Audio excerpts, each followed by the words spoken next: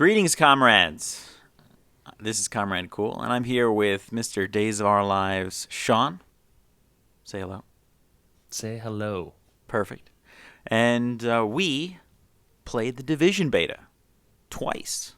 Well, we played a lot more than twice. We played it on the Xbox One, or the Xbone. We are Xboners. And the PS4, the PS4. And it was a good old time. It was actually an amazing time. Better Yeah, than it was a lot of fun. Yeah, better than I thought it was going to be. That's Yeah, for sure. me too, because it wasn't any different than the alpha. This is why I was surprised. Forgot to mention that part. It wasn't very different from the alpha, but yet I played it just as much as I played the alpha. So they have something there. I played it a lot more than I played the alpha. I found myself getting into it a lot more. But let's jump into the stuff that we really liked and that we expected we would like. Based on Sean and I both played the alpha. For me, the UI just as good as I remember it. The movement was really good when it was good, and it got kind of frustrating when it was bad. But we'll get into that a little bit more, considering we played on the PS4. Weather effects, something that I know you, Sean, were looking forward to in a major way. I think lived up to our Oh, expectations. on the PS4 version, you mean? Yeah. Yeah, with the movement, is that what you're referring to? Yeah. With the weather, like just seeing the weather. like finally getting my hands on the PS4 version, because the just a little context for someone that didn't know, the alpha was only on the Xbone. That's right. And so so I was like the thing I was most curious about on for the beta was seeing the PS4 version in action, I guess. Yeah. And then the thing that I wasn't expecting I would like, and there was a lot of trepidation for me, was the Dark Zone.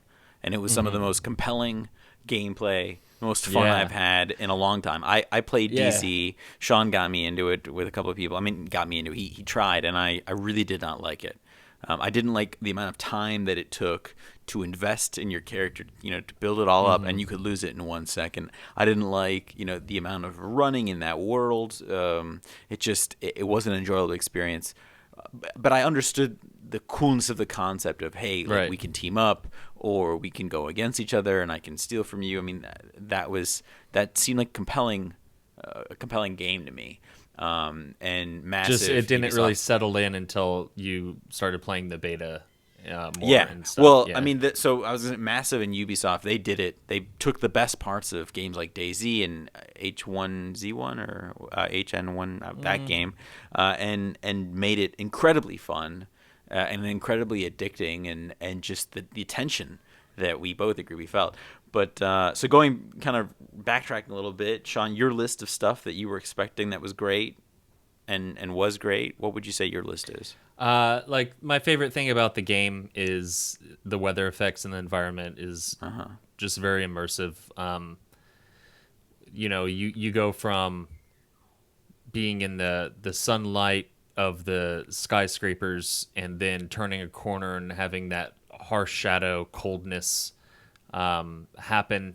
They just nailed the lighting the feeling of the lighting that actually happens in large cities. We're both from Chicago and spend a lot of time running around downtown, and we know that you can be standing in the sun, by a skyscraper, and it can be nice and warm on your skin, and then you turn the corner and it just feels really cold, But then a snowstorm will blow in, and the way that the light will reflect off of the snow, and it's just incredible. There's no game like it for weather effects right now, in my opinion. But the other more compelling thing about the game is just getting back into that back and forth of the Dark Zone, where you have loot, you feel like a high priority target for someone else, and so you play a little more careful, where whenever you're walking down the street, you're scanning a little bit more for other players. If you see another player going down the sidewalk towards you, you'll go to the other side of the street just to kind of avoid them a little bit if you have something you really want to extract. Stranger danger. Yes, stranger danger's real.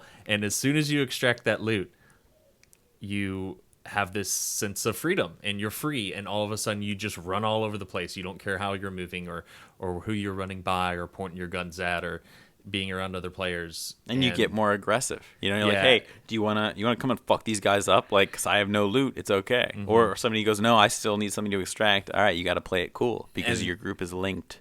that time to find that next valuable item is very much up in the air. You know, sometimes that happens within minutes of extracting loot, and all of a sudden you're like, "Hold on, guys, I'm sorry, I have to go extract again."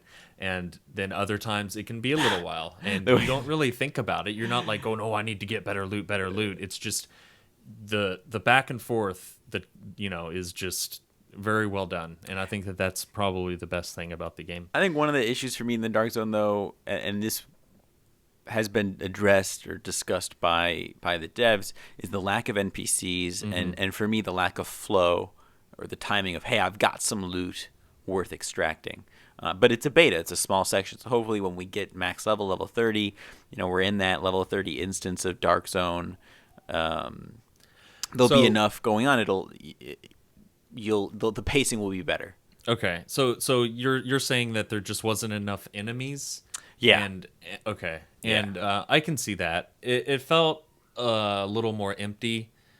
We played both versions of the beta, the Xbone and the PS4, but we primarily played on the PS4, and the PS4 did feel different than the alpha in terms of like enemies being around and stuff. And I don't know why that is, but the PS4 version just felt more janky than any other version of the game that I'd played too. I mean, there was a bunch of desyncing issues with you would become desynced from the servers, and so there would be invisible players. Yeah. And there would be, you'd be taking damage from invisible NPCs, invisible players. You wouldn't see your friends. They would just disappear and then reappear. And then you couldn't open loot chests. There was a whole bunch of problems on completely the PS4. Disabled. I mean, and some of those problems extended to I think the Xbox One edition was the smoothest of all of them. From what I read, but there were a lot of issues with cheaters on the PC. Ubisoft has come out and said, "Hey, don't you worry your pretty little face," is what, like, a direct quote I read somewhere. Yeah, I read that too. Yeah, and I'm sure they're going to be working on it. People were getting infinite ammo. They were going into their files and editing profile things and giving themselves ammo and infinite grenades. I was watching some streams where famous streamers were like just showing people on camera with infinite grenades, like throwing at them. They're on top of a building, just raining grenades down on them just the whole time. And they're like, "Look, here you go, Ubisoft. I know you're probably watching my stream. Massive Ubisoft, just look at this. This is ridiculous. This isn't fun." And they address that issue. I hope that the desyncing issues don't plague the launch version of the game, and I hope that their server-side checks that they said that they're going to do are going to work for the cheaters. But, I don't care about what the PC players experience. No, that's not true. I might get the PC version someday, definitely, because it looks like a lot of fun. So, traversing from what we liked and loved about the Division into kind of issues, you mentioned getting the PC edition, and you and I are probably going to get the PS4 edition, but certainly not without some resistance and some heartache because of the input lag issue, which people have posted a couple GIFs of in videos showing their thumbs, like moving the controller, and you see the TV in the background and it's moving the aim back and forth, and you can see that whenever they move the analog sticks around, the aim on the screen is behind, right? It's always like a step behind. Yeah. And reflecting back on it, like that's how it felt playing the game. And it did feel a little more tight on the Xbox One. Definitely. And on the PS4, there's something about it where, like you turn a corner and you're having to, you get in this part where you're kind of overcorrecting yourself a whole bunch whenever you're just trying to like run down the street and shit, and you're running into trash cans. You look like a drunk and, all this stuff. So it's definitely concerning. That's what I want them to address. I want them to address. I'd like some kind of response from them, because no response is a response in that it lets me know they're either not working on it. I'm sure they're aware of it. It's probably pretty hard that they're not. So if they're not responding, it means that they don't have an intention of addressing it.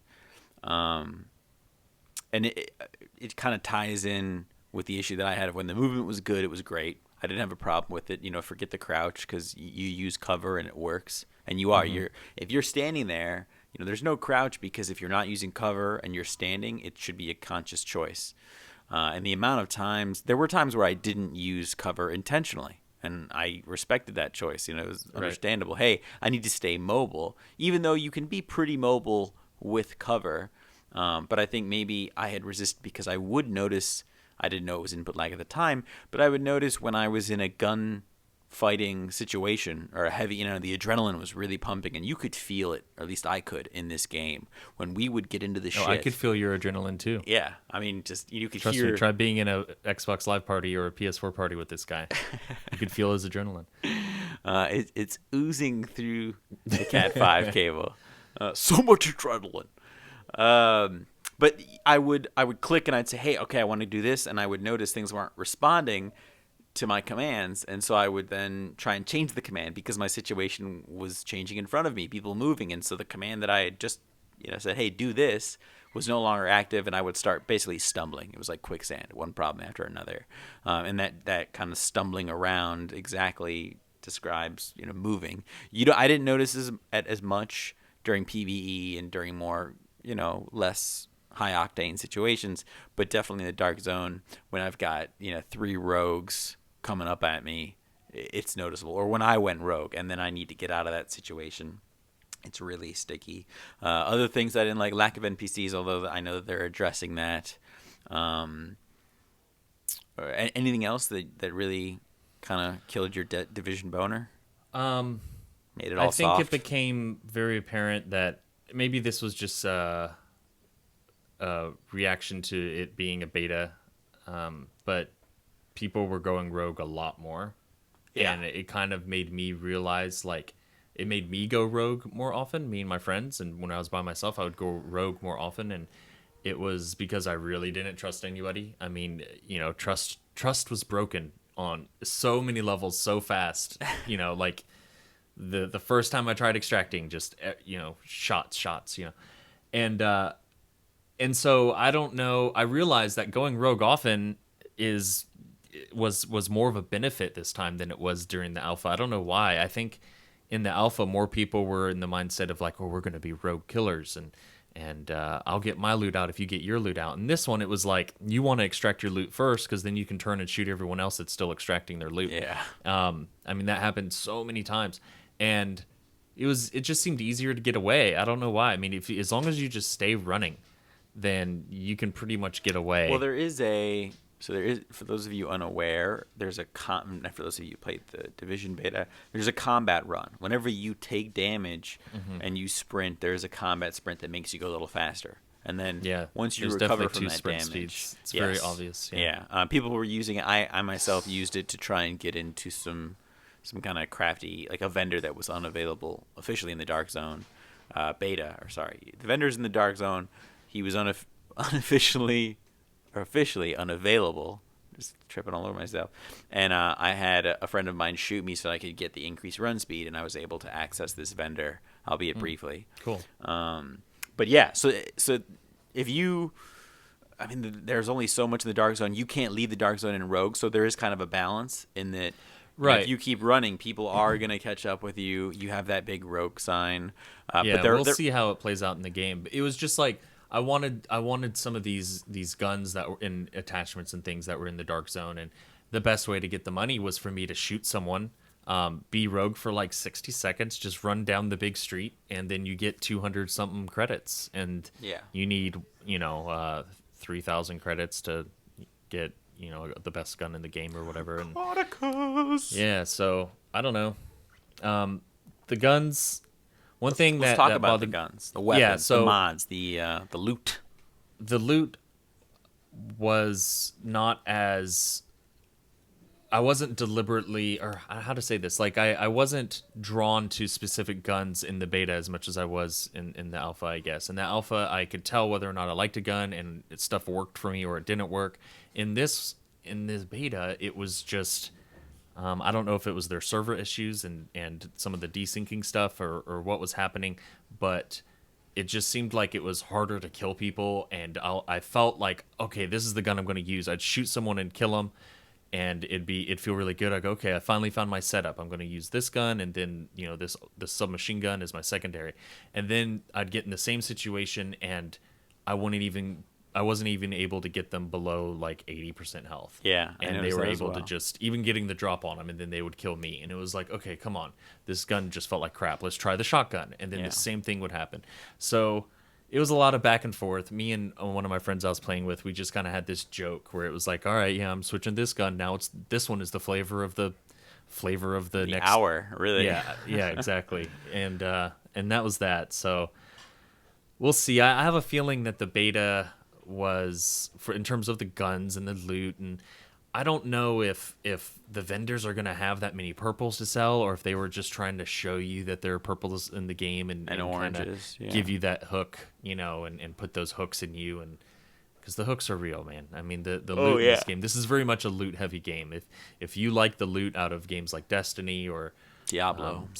Diablo, like this game has that same Or those other same hooks, games so. that start with the letter D. Division, Diablo, Destiny. Yeah, that's true. Is this are we onto something here?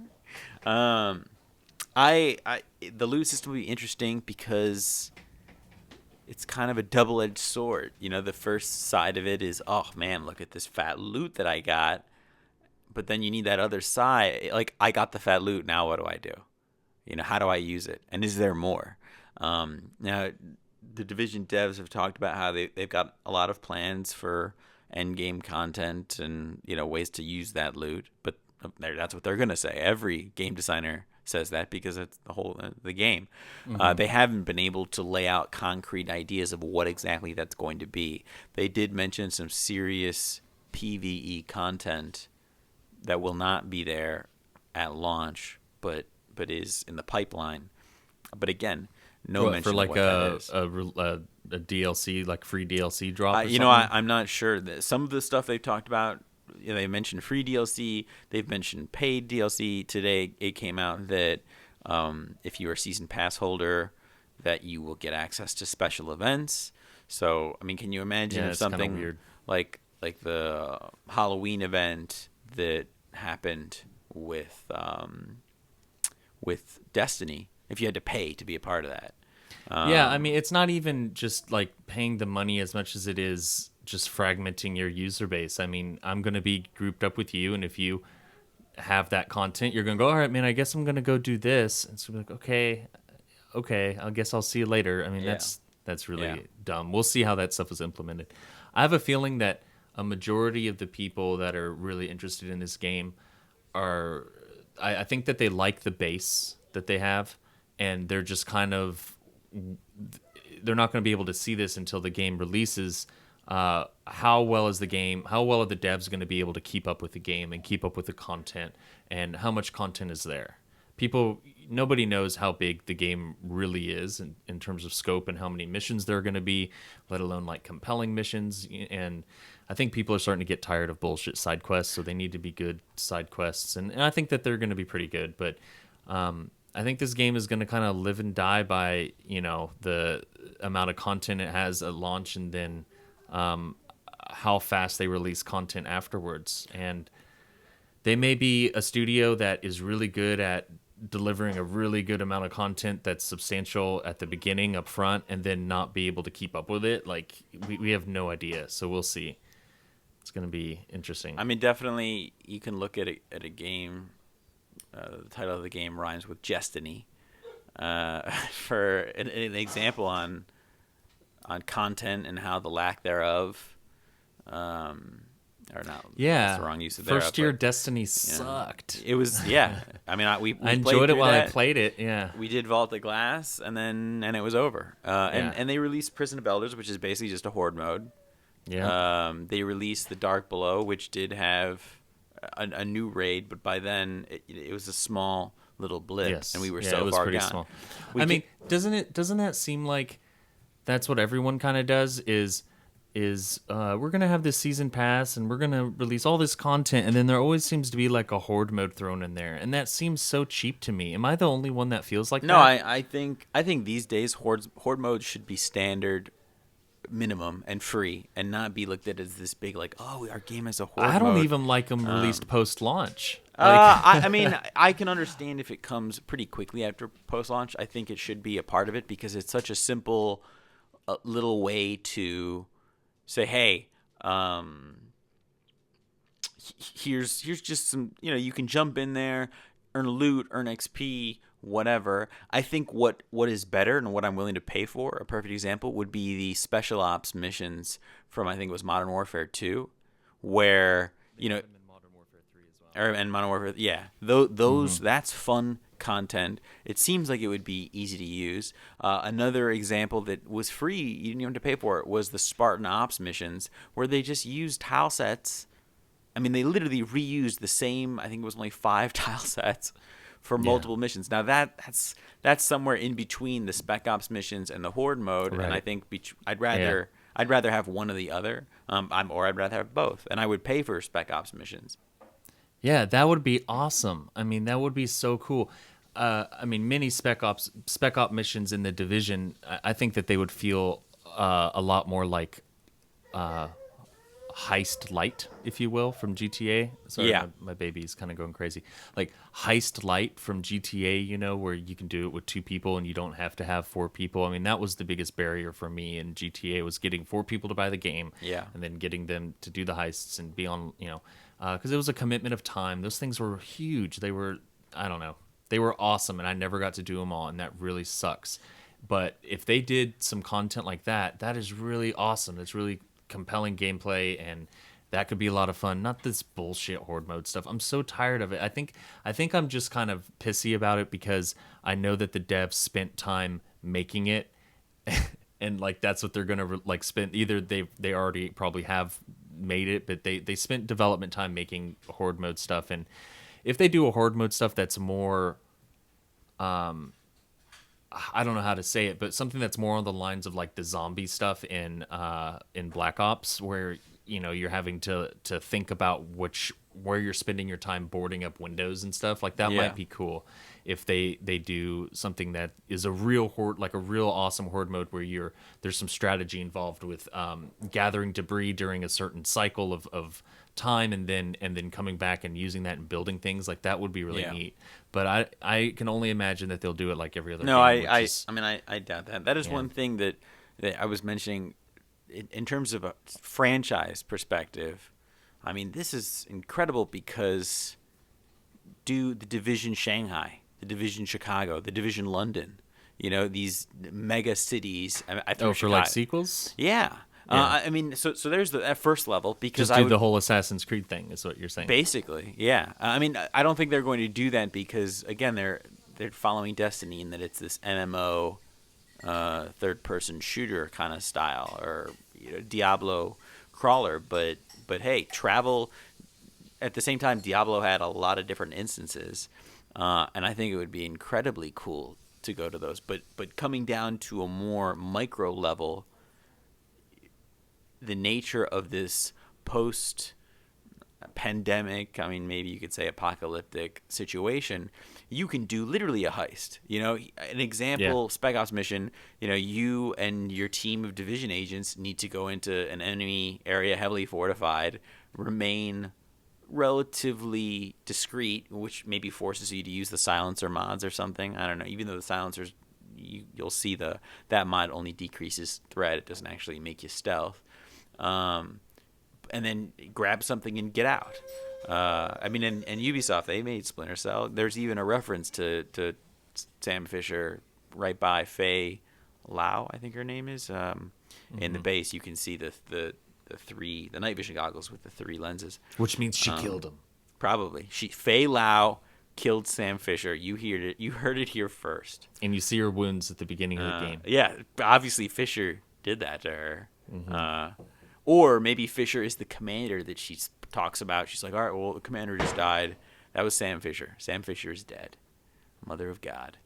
No, but That seriously. or he just like accidentally left his night goggles There, maybe. in Maybe her cubicle. I mean, sir, what you're saying is that he and she are fucking. That's what you're saying. I mean, that was implied. Yeah, you didn't have to say the F word. No. Well, fuck. But I hope to see a lot of variation in missions more than just the basics, because there are no rules in New York. This is kind of like like what was it, Snake Plissken. This is like Escape from New York style. They have got carte blanche, do whatever they want, create whatever they want, kind of thing. And you can have a lot of fun with that from a writing perspective and from a mission creation perspective. I would love to see like a PvE world of like, hey, you have to hunt down all of these enemy agents or Oh, that would be whatever so it is. cool. Like maybe not active players, but like, hey, we've gotten a lead on. litter some named agents around the world. Yeah. Like, and I we don't found know. them actively working against them, and the U.S. And government has ordered you don't to make kill them them. markers on the map where it's like, okay, go here and kill this guy. Like, make it where you're on a mission and you find a clue to him and you have to kind of infer where to go. Like something Simple. you know, Yeah. some sort of Definitely. like weird thing like they did in Destiny. That stuff we refer to as Titicaca, where you have to do something in order to do something, and then you have to, you have to go stand in this thing and get a scent on you, and then run across over here and do this and face westward during the sunset. While you're And spin 4 times and pray click to your heels together. Crota. Yeah. That stuff is so much fun because that's the kind of stuff that whenever you're in a party with your friend, you're like, "Hey, did you do this? Come over did here you and do check all this that?" out." Yeah. It's so much fun. Yeah, you listen for the wind to go, Titicaca. That is what we whisper to each other very gently. But I mean, I'd hope that they do that. One idea that you saw on the Division subreddit was roaming Dark Zone bosses, which I think would be really cool. Yeah. Well, I hope that they have some surprises like that in there, and that these builds that they put out for beta were just really old builds, especially the PS4 build. I think I really hope so. I think you're shooting for the moon a little bit there. I don't know. You'd be surprised, man. I know that they want stability over almost everything else. I mean, Well, I certainly hope I'm surprised. I would much rather. because think about it. If they didn't have a stable build released on that stuff, that could be their downfall. I mean, people would have such a bad impression of the game, and then I guess some people do because that desyncing stuff was some bullshit. Yeah. What are you gonna do? This is something that a lot of listeners might not be aware of, and you can cut this out if you want, but I think it's kind of cool. There is a gonna cut survival that. guide a physical survival guide that you can buy on Amazon right now. I think it's like $16, and it doesn't release until the day that the game releases. But you can have it arrive the same day, and it's the survival guide book that is like one of the survival guides from a lore perspective that the government handed out to the people, and it has all this information about what to do in this case, in this emergency, and all this stuff, how to deal with this or how to deal with bandits. And what you find is more of a diary version of that survival guide, where there's this woman that was in the world of the Division, and she wrote her own notes saying, "This is bullshit. This is a lie." This is, and had her own notes about things, about gear, about like improv weapons that you could do, and it's this like neat little physical book that you can buy, and you can read what the Division handbook was suggesting people do, and then kind of her perspective on things. Well, this ties into the game, and you can actually find Pages. like evidence and Yeah, pages they're and things that are in there. And this kind of just is a fun, like, more, it gives you more perspective on a lot of the stuff. It's more of a flushed out like kind of thing. And I've never really done anything like this. I don't buy a lot of strategy guides at all, so I'm kind of, it's not really a strategy guide at all, but I mean like supplemental text with the game I don't buy. And this seems like it could be really neat because it was something a little different than just a regular old strategy guide. So I'm going to check it out, and I just want to make people aware of that because I think it's a really cool idea, and I hope that more games do stuff like this in the future. Definitely. Did you get that check from Ubisoft yet? I wish, dude. Yeah, no, totally. Well, I think that's about everything that we wanted to cover. I definitely think we're both in agreement that it's going to be a long trek to March 9th when the Division releases. Is it March 9th or 8th? March 9th, 8th, or 6th, maybe? Let me see. Check my calendar here. Yeah, I didn't want to look because I don't want to like get into counting down the days. Yeah, it is March 8th. March 8th. That is a Tuesday. Yeah, most games usual. now release on Tuesday. I haven't seen any that don't in a while. There are rumors of a open beta coming around yeah. mid February. So we'll see if we can hop back in there. Maybe, hopefully, it'll be a different build, and some of the issues will be addressed, mainly the input lag.